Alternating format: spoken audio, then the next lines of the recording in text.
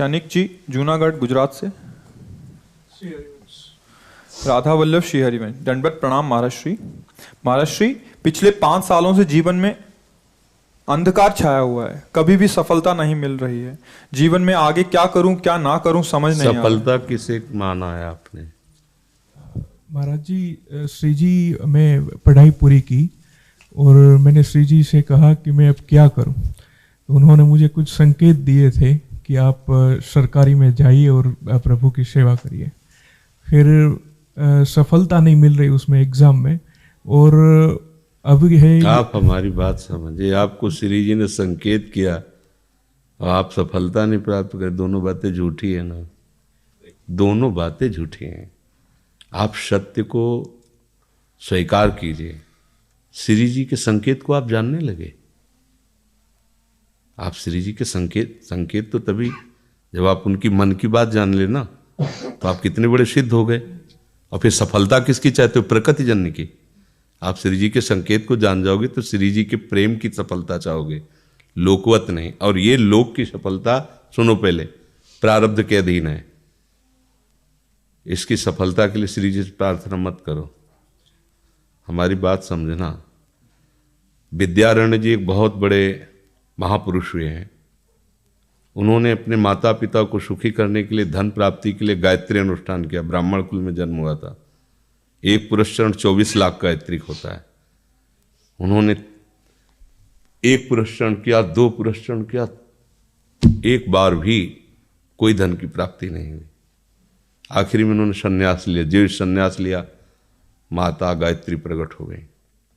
उनका अब इंद्रासन भी मांगो तो आपका, तो बोले अब क्या जरूरत है, अब तो वैरागी हो गया, विरक्त हो गया। माता पिता भी पधार गए, उनकी सेवा के लिए अर्थ चाहना। 23 पुरस्चरण किए, तो आप तब नहीं आए। तो उनका तुम्हारे अनंत जन्मों में ऐसे 24 महापाप थे जिनके कारण मैं नहीं आ पा रही थी। अब वो 23 पुराण से चरण से नष्ट हुए, पुरस्चरण से, और 24वां तुमने संन्यास लिया। तो अब आप जो चाहो पर, बोले अब चाहिए ही नहीं, क्योंकि अब सन्यासी हो गए, अब तो ब्रह्म प्राप्ति के लिए। तो इससे आभास होता है कि अगर हमारा बुरा प्रारब्ध है तो हमको भोगना पड़ेगा। हम कितना भी प्रयास करें वो हमें, तो हम क्या करें इसमें जिससे हमें परम शांति हो?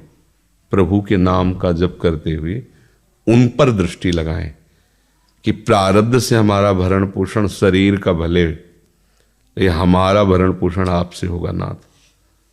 तो वो एक ऐसे हैं जो आपके प्रारब्ध को भी मिटा देंगे। वो ऐसे शरणागत वत्सल हैं कि सब लिखा पढ़ी अलग कर देंगे। सुदामा जी को दरिद्रता का योग था। ऐसी दरिद्रता, कई कई दिन तक भिक्षा नहीं मिलती थी। ये जितने भी चरित्र हमारे लिए उदाहरण है। मांगने जाते थे तो मांगने से भी नहीं मिलता था, कई कई दिन। तो एक दिन उनकी पत्नी ने कहा कि हमारा आपका तो चरणामृत से भी गुजारा 2 दिन 3 दिन हो, 4 दिन हो, छोटे छोटे बच्चे तो मर जाएंगे ऐसे। कुछ तो उन्होंने कहा, श्री कृष्ण के सिवा हमारा कोई नहीं, अब हम क्या कर सकते हैं। प्रारब्ध जब बिगड़ता है ना, वो कोई सफलता नहीं होने देता। तो एक दिन श्री रुक्मिणी जी प्रसाद ठाकुर जी को भोग पा रही थी, प्रभु ऐसे रोक दिया, उदास हो गए। तो उनका, प्रभु ऐसी स्थिति हमने जब जब आपकी देखी, तो किसी भक्त को जब कष्ट होता है तब आपको ऐसे देखा है। कौन सा भक्त है और क्या कष्ट है? तो कहा, एक सुदामा नाम के हमारे मित्र हैं, कई दिन से भोजन भी उनको। प्रभु आपके मित्र और मैं आपकी दासी, महालक्ष्मी का अवतार रुक्मिणी, आप हुक्म कीजिए, लोक लोक की संपत्ति वहां। बोले उसको चाह नहीं है, हमारे मित्र को चाह नहीं है, और चाह ना होने पर हम विवश हैं। अगर वो चाह कर ले तो सारी व्यवस्था हो जाए। तो बोले पैदा करो जाके चाह। बोले उनके हृदय में तो नहीं पैदा कर सकते, हम भी, क्योंकि जिस हृदय में भगवान का आश्रय और निरंतर चिंतन है, वहां माया की चाह नहीं होती। बोले उनकी पत्नी के हृदय में, बोले प्रयास करते हैं जाके। भगवान संत वेश में गए, भिक्षाम दे, वो निकली। अतिथि का सत्कार करना गृहस्थ का धर्म होता है। हाथ जोड़ा और कहा, हम असमर्थ हैं, आपको भिक्षा नहीं दे सकते। क्यों? बोले हम अपवित्र हैं, हमारे ऊपर सूतक लगा हुआ है। किस बात का सूतक? हमने एक पुत्र जन्मा है। तो ठीक है, हम 10-12 दिन बाद आ जाएंगे। बोले नहीं, आजीवन अपवित्र रहेंगे। तो ऐसा कौन सा? बोले दरिद्रता रूपी।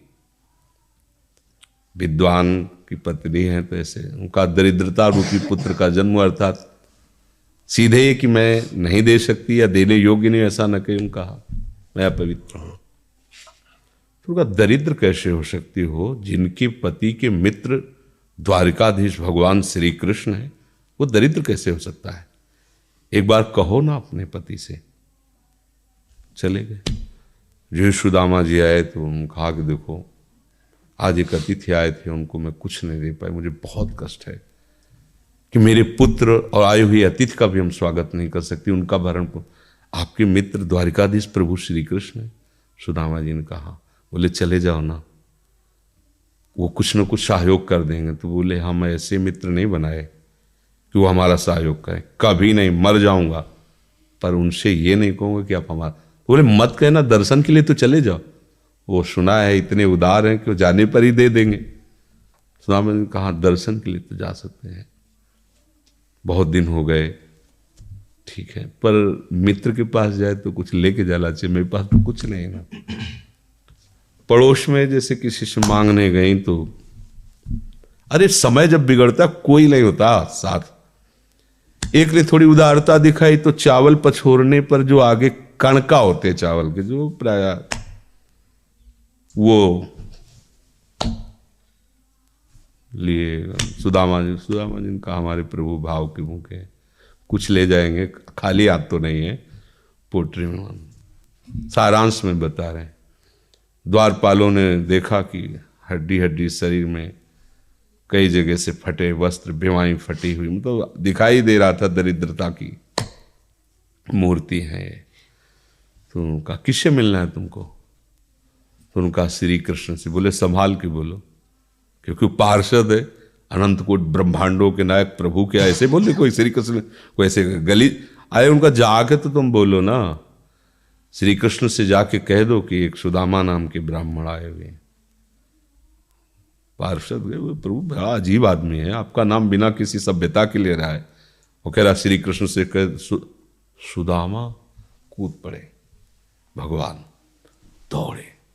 वो पार्षद, वो सब की ब्रह्मा जी शंकर जी आते हैं तो वहां खड़े रहते हैं घंटों, भगवान ऐसे भागे जाके। सुदामा जी को पता था ना, हमारे रुक्मिणी जी के महल में रुक्मिणी जी के पलंग पर बैठाते हैं, स्वयं चरण पखारते हैं सब। अब ये वैभव, क्या हालचाल है, कैसे हो? प्रभु आप सब जानते हो, आपकी बड़ी कृपा है। तो ब्याह हो गया, हाँ ब्याह भी हो गए, बच्चे भी हो गए। हमारे पास आए हो तो कुछ तो लाए ही होगे।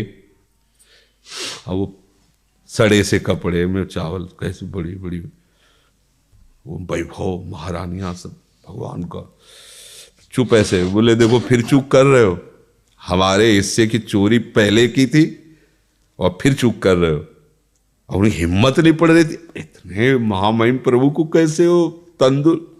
भगवान ने ऐसे छीला, ओहो आज तक मुझे ऐसा स्वाद नहीं मिला। भगवान बड़ाई कर रहे, देखो रुक्मिणी जी की आंखों में आंसू आ गया उधर से। भगवान पकड़ लिया हाथ, बस प्रभु हम आपके सिवा नहीं रह सकती हो। भगवान तो सुदामा जी का स्वागत सम्मान कुछ दिन, अच्छे कपड़े पहनाए। जब चलने लगे ना तो भगवान की तरफ वो देखते, मतलब कामना नहीं पर कि देखा पत्नी कह रही थी जाओगे कुछ न कुछ, चले प्रभु, हाँ ठीक है, इधर से ऐसे चले जाना, हाथ भी खाली। प्रभु ने कहा देखो ये कपड़े जो है ना महंगे हैं, रास्ते में तुम्हें चोर बदमाश, तुम अपनी पोशाक पहने इनको उतार दो। बोले बड़ी कृपा, कपड़े भी उतार रहे और रास्ते में सोचे देखो निगेटिवली सोच रहे, मेरे श्री कृष्ण मुझे कितना प्यार करते हैं। उन्होंने इसीलिए नहीं दिया कि ये दरिद्र कहीं संपत्ति पाकर मतवाला होकर मुझे भूल न जाए। मुझे कितना प्यार करते हैं, प्रभु के प्यार में मगन होकर सुदामा पूरी खड़ी जैसे द्वारिका। तो उनको भ्रम हुआ कि मुझे लगता है चलते चलते मैं पुनः द्वारिका आ गया। तो वहां पूछ रहे हैं कि ये किसका है। भगवान के पास विधाता है, उनका प्रभु ये तो गलत हो गया, इनके भाग्य में हमने लिखा था क्षय श्री,